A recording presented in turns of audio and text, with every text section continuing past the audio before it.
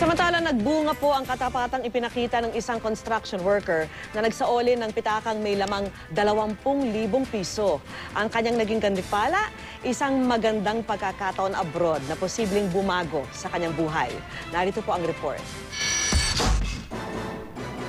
Hindi sukat akalain ng construction worker na si Mang Adones na dahil sa kanyang pagmamagandang loob, magbabago ang kanyang buhay. Nakamamangha po ang katapatang ipinakita ng isang construction worker na nagsauli ng pitaka na may lamang mahigit 20,000 piso.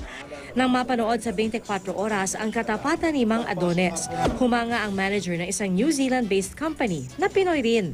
At si Mang Adones gusto raw nilang kunin para magtrabaho sa kanilang kumpanya.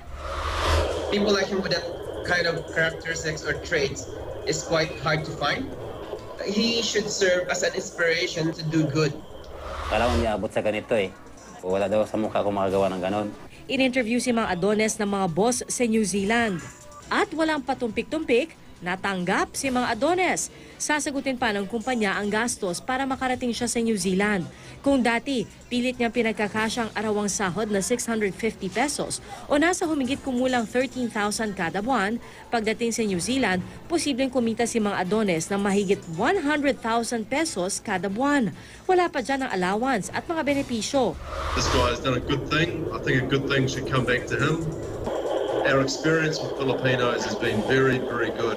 Pero nangangamba pa rin si Mang Adones. Wala kasi siya ni isa sa mga pangunahing dokumento gaya ng birth certificate at passport na kailangan para siya'y makaalis. Natakot ako eh. Siyempre, mag-absent nga lang ako ng isang araw. Apektado na yung panggasto sa pamilya ko. Sisikapin daw ni Mang Adones na maayos sa mga requirement para siya'y makaalis. Ni sa hinagap, hindi raw niya inakala na mangyayari ito sa kanya.